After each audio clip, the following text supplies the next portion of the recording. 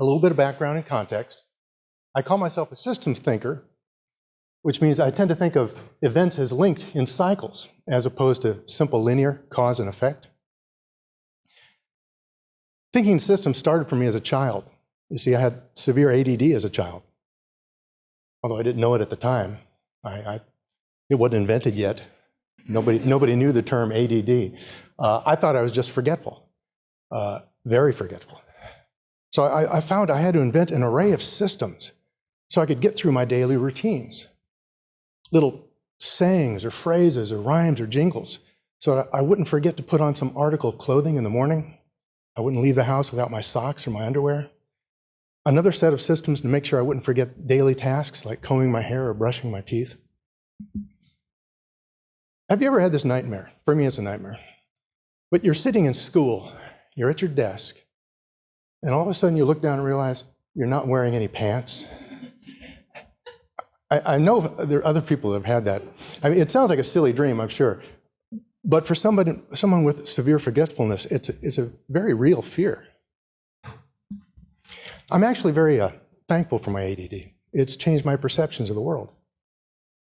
I'm going to talk today about the economy and poverty as systems and how they're interrelated.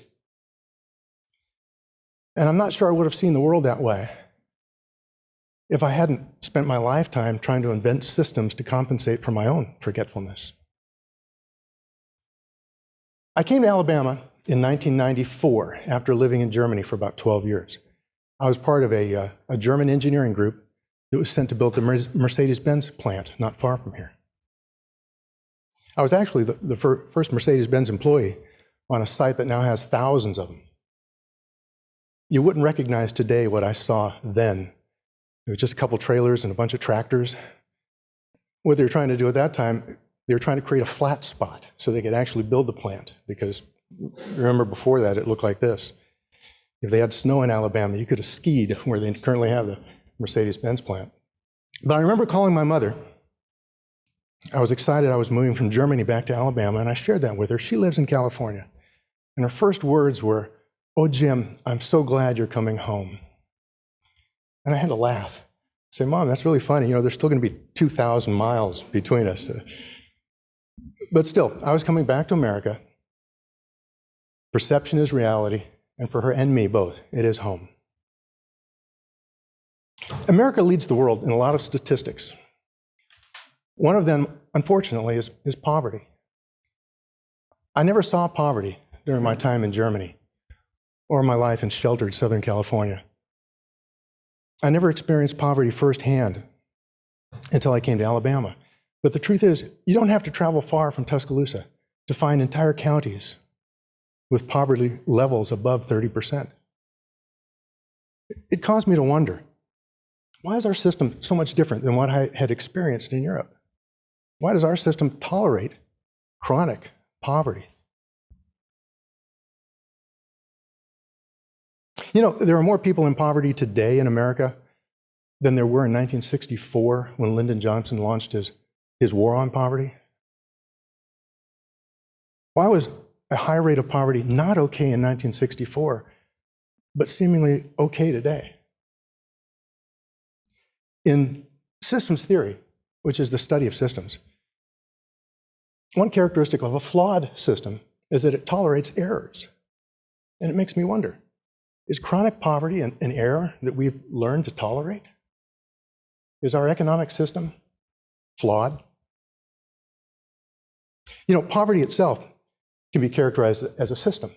There's a cycle of poverty that has trapped Alabama families, actually entire communities, for generations.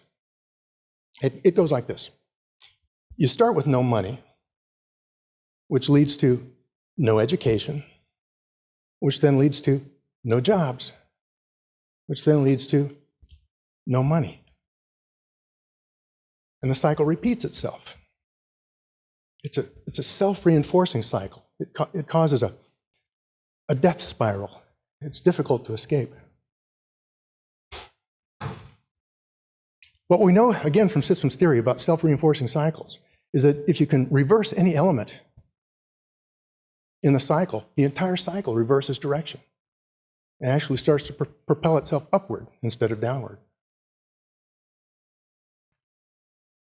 According to the 2012 census estimates, the poorest county in America is Wilcox County, Alabama. It's the county with the lowest median income. Are you familiar with it? It's not far from Selma, a little bit south of Selma. Wilcox County is home to a very small community called Rehoboth. And Rehoboth is where the Freedom Quilting Bee was founded. You ever heard of the Freedom Quilting Bee? It's a terrific story. My wife shared this story with me, and I was fascinated reading about it. In 1966, in the middle of the Civil Rights Movement, an Episcopal priest, a civil rights worker named Francis Walter, got lost driving in Wilcox County, and he came upon a clothesline with 3 quilts in it. And these quilts had bold primary colors, unlike anything he'd ever seen. Now, because his church was in New Jersey, he was familiar with the op art movement. It was popular in New York City at the time. And the op art movement focused on geometric patterns and shapes. And he saw these quilts and knew that they would fit in. He had something there. So he stopped his car, got out and approached the house. And the quilter, a woman named Ora McDaniels, was so frightened to see somebody approaching her house that she took off. She took off running into the woods. So much for first encounters. But he did eventually convince Ora and others that they could make good money for their quilts if they could pool their efforts and sell them into markets in the Northeast. So 60 women formed the Freedom Quilting Bee on March 26th of 1966. They elected their first president, Estelle Witherspoon. It was formed as a cooperative, and soon after that, their quilts were sold at auction in New York City, and they were a huge hit. These women started making money, good money, for the first time in their lives. They fixed roofs, they installed indoor plumbing, they bought washers and dryers, they sent children to college. They actually got purchase contracts from stores like Sears and Bloomingdale's. They spurred what turned out to be a nationwide revival in quilting and inspired what the New York Times art critic Michael Kimmelman called some of the most magical modern art America has produced. Their quilts were even displayed in the Smithsonian. I was very fortunate to meet Muhammad Yunus at a conference on social business. Are you familiar with Muhammad Yunus? You might have heard of him. He's a Nobel Prize laureate and the father of microlending. And he had this to say about poverty. Poverty is created not by poor people, but by their circumstances. Change their circumstances, and poverty disappears quickly. The women of the Freedom Quilting Bee were able to change their circumstances and reverse that cycle of poverty. But as wonderful as the story is, it strikes me with another question. Why doesn't this happen more often? How come we haven't heard more stories like the Freedom Quilting Bee? I first became interested in addressing poverty while I was doing a project for a just-in-time supplier to Mercedes-Benz. This company had an army of workers who were sequencing parts into the Mercedes-Benz plant. It's an important job because remember, it's part of a much larger system. So any part out of sequence could break the system. You can actually shut down the Mercedes-Benz production line. I met some of the most wonderful people I've ever met in my life on that plant floor. Magical, hardworking, dedicated, inspiring employees who made their company successful. And most of them were one flat tire away from bankruptcy. You see, at that time, this very important job paid only $7 an hour, $8 if you had seniority. Most of the people on that plant floor were not making a living wage. They belonged to a group that's come to be called the working poor.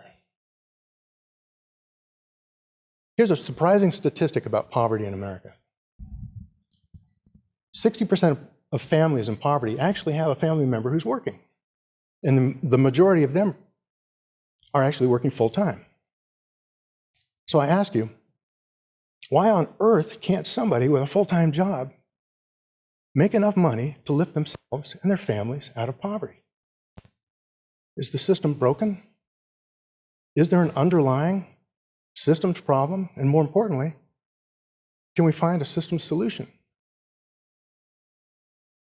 Capitalism has been called the greatest economic system on the planet, and no doubt it's fueled the engine of progress in the industrialized world for more than a century. But the only prerequisite for participation in capitalism is what? Having capital, which oddly excludes most would-be participants. Or does it? Two core requirements for starting and running a business are capital and labor. In other words, money and work. Usually ownership is given in exchange for money. But why? Why is that? If you don't have money, will you never enjoy the benefits of ownership? Why not give ownership in exchange for work? It's just as important, it's just as critical to a business, isn't it? I mean, you can't run a business without work. Well, the good news is there is a form of business that provides ownership in exchange for work. It's called a worker-owned cooperative. It's a business entity that's owned and controlled by its workers. Decisions are made democratically, usually one person, one vote. Now, I'm proposing worker-owned cooperatives as a pathway to business ownership and a pathway out of poverty. Worker-owned cooperatives, they build individual wealth and they stabilize communities by anchoring ownership. You see, a co-op business isn't going to close up and relocate someplace else to find lower wages. They're not going to move production overseas to increase shareholder value. Where the focus of a traditional company is on shareholder value, the whole focus of a worker-owned cooperative is on job security, people over profits. As a startup, a worker-owned cooperative is 3 times more likely to be successful than their non-cooperative counterparts. And they're more productive, too.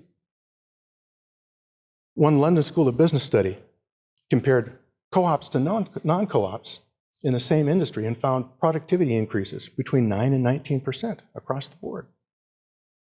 Co-ops have transformed the economies of large parts of northern Spain, northern Italy, France, Quebec, Canada. But they're not new to America. It's not a new business form in America. 80% of our milk comes from dairy cooperatives. 30% of farm equipment comes from farm cooperatives. Do you know that 75% of the US land mass is powered by rural electrical cooperatives? Surprising. There are 30,000 co-op businesses in the US with over $3 trillion in assets and $652 billion in revenues. But most of those are consumer or producer cooperatives, where the workers are not owners. A worker-owned cooperative, on the other hand, is still relatively rare in America. So why do you think that is? Why are they so rare? I mean, with a clear path to ownership, the ability to reverse the cycle of poverty, the documented community and business benefits, why don't we see more worker-owned cooperatives? It's what I would call a no-brainer. My daughter is older now. When she was 15, she would have said, duh. I'll give you a few reasons. First reason is they're complicated. It's a lot more complex starting a worker-owned cooperative than it is to start a sole proprietorship or even an LLC. Besides the usual business formalities, you've got to create, document, and then manage a system for sharing ownership and decision-making. And the laws that govern co-op, they're different from state to state. Some states prescribe exactly what kind of co-op or corporation you need, depending upon the type of co-op. Other states, you're not allowed to incorporate if you're a cooperative. So it takes a lot of research at the state level. The second reason is that there isn't an ecosystem, or very little ecosystem, to support cooperatives. There are very few service providers like attorneys or accountants that understand anything about cooperatives, especially worker-owned cooperatives. So unless you happen to find that rare attorney that knows something about cooperative, you end up doing most of the work yourself, or training your attorney to do the work. The next reason, I hear this often from people, and I like to call it the skills argument. The skills argument goes something like this.